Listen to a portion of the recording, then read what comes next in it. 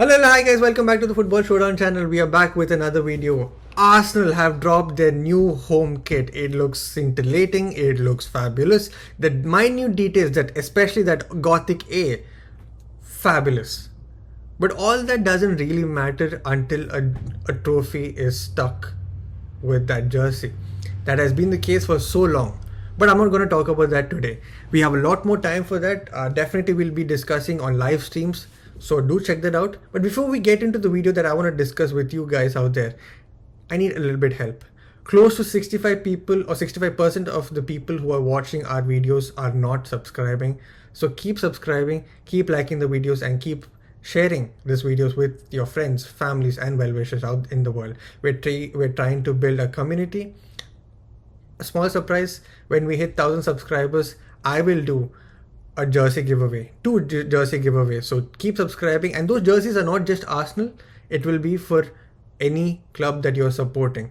We will definitely make that happen, but for that to even happen, I need you guys to keep subscribing. So keep subscribing and build this community. Let's get into the video right now. Now, Arsenal's new kit has been dropped. With that, a lot of indications could have been interpreted. Maybe I'm reading too much, but walk with me. I've noted down the people who are not part of the photo shoot. We have Neto, Tierney, Zinchenko, Tomiyasu, Thomas Partey, Jorginho, Jesus, and Raheem Sterling. In this, we have two loan signings. Unfortunate signings, right? Neto and Sterling.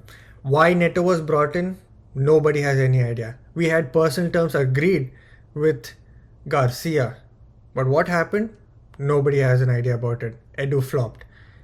On deadline day, we signed another attacker who was ready to give it his all in spite of all the things that has been happening at Chelsea.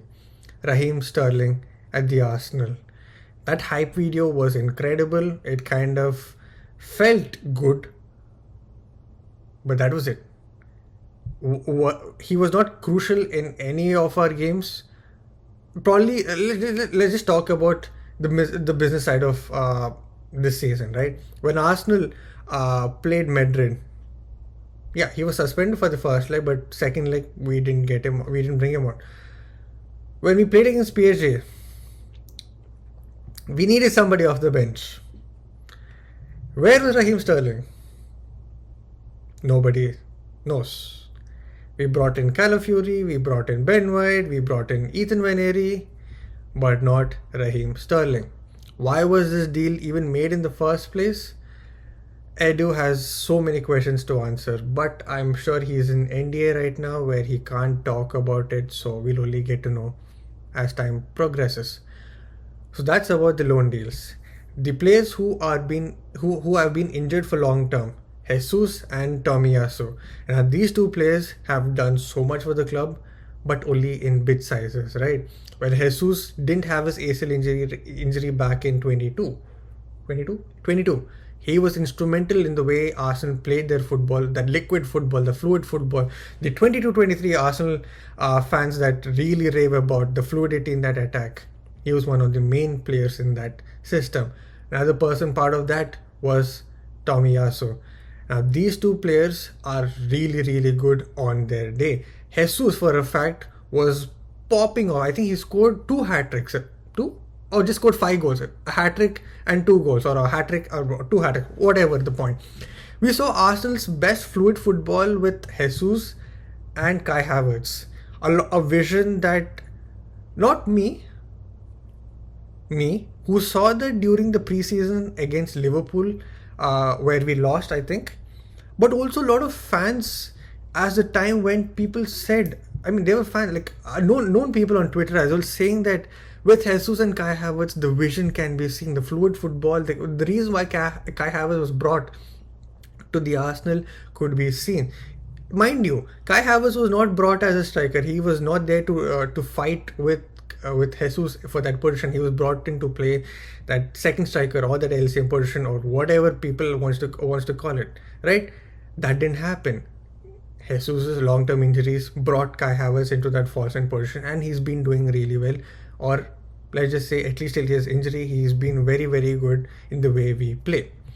Tomiyasu brilliant defender, probably the most dynamic defender that we have, who can play anywhere in that back four, like left back, LCB, RCB, right back. He can do a lot of things. But again, his injuries caused him to not play for Arsenal for a long, long time. Are these two players on the go? We do not know. But I personally feel if Jesus was not injured, he would have been sold this summer. Tomiyasu, I do not know. But again, we're talking about what has happened. They're not part of the photo shoot. Could this mean something? Let me know in the comment section. The other two players that I want to talk about is Zinchenko and Thomas Partey. Now, Partey, we know what are the contract talks that are going on. 1+1. He wants to reject Saudi Arabia to stay at Arsenal. He's not yet been involved in this photo shoot, assuming for a fact that he could be on the go. We do not know. Personally, do I want that to be gone? Do I want him gone? Hell yeah. But the situation has changed. The other player who I didn't mention in that two player list is Jorginho. Jorginho is going to Flamengo. We got that here we go as well. So there is no chance that we or Arsenal would want two midfielders in that position that Partey and Jorginho are good for, as two new players to play for the Arsenal. Having one of them with Zubimendi coming in would help Zubimendi understand the dynamics of the midfield and helping Arsenal play better. But having two new players in that midfield with Rice and Odegaard, nope. I think Arsenal will do something to make Partey stay. Some agreement, some compromise will be done. And as of now, it looks like it has not yet been agreed. So let's just see how it goes as the season progresses or the window opens. Another player, Zinchenko, who I mentioned in that two-man list. Zinchenko, again, one of the crucial players who has changed Arsenal's style of play in 22-23 season. Yes, he has a lot of deficiency in him in terms of defending. But when it came to fluid football, he was instrumental in the way we played.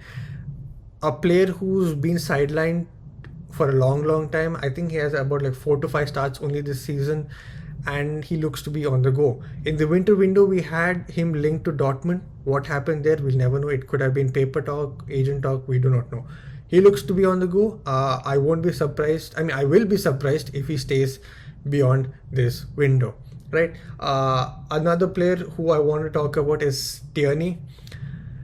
This guy, whenever he came off the bench this season, sensational, right? Probably it could be the nostalgia factor, or it could be just the pure Arsenal fan in me who's like very happy that that Tierney is contributing to this team, right? I thought with Tierney in the squad we would definitely win one trophy because he was there when we were in the absolute slumps, finishing it twice. Shit, right? So I thought he deserved it, but from the looks of it, he looks to be off to Scotland, back to his former club. Really happy for that big move, assuming that he can reignite his form and still do better. And who knows, he could still make a move to another bigger club, maybe somewhere in Spain. You never know. You never really know, right? So what does this really mean? Nothing really. But if you look into the Arsenal women's football, right? Chloe Kelly, who's on loan, was part of the photo shoot. She she's part of the photo shoot, and it was even released. Does that mean that Arsenal want to sign her back on a permanent, and that is why she's part of the photo shoot? I do not know. But am I reading too much? Probably. Do let me know in the comment section what you guys think about it, because if these are not indicators on who could potentially leave and how Arsenal needs to like target their summer window in trying to get players to replenish not just the playing 11 but even the bench, I do not know what is, right? With the likes of Partey potentially going, who could we get in that position with Zubimendi rotation or something like that? With the likes of Zinchenko going and Tomiyasu not being available, do we need to sign another left-footed centre back? Assuming that Kivior is also going as well. By the way, Kivior is part of the photo shoot, but a lot of rumours has it that he's going to leave. We do not know. So if Kivior is staying, I don't think we really need to sign another left-footed centre back. do let me know in the comment section. Actually, do let me know in the comment section what do you guys think about all of this, or let me know how do you think the new Arsenal kit is.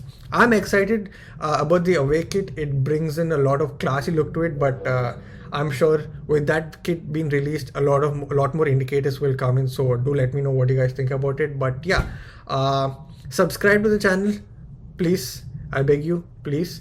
We are putting out great content. We are doing good numbers. We want to do much better. All that will come in only with your guys, with you guys showing some support to the channel, and that comes in with subscribing, liking, and sharing with your friends and family and well wishers out there. Thank you so much. I will see you soon. Till then, good morning, good evening, good night, wherever you're in the world. Peace.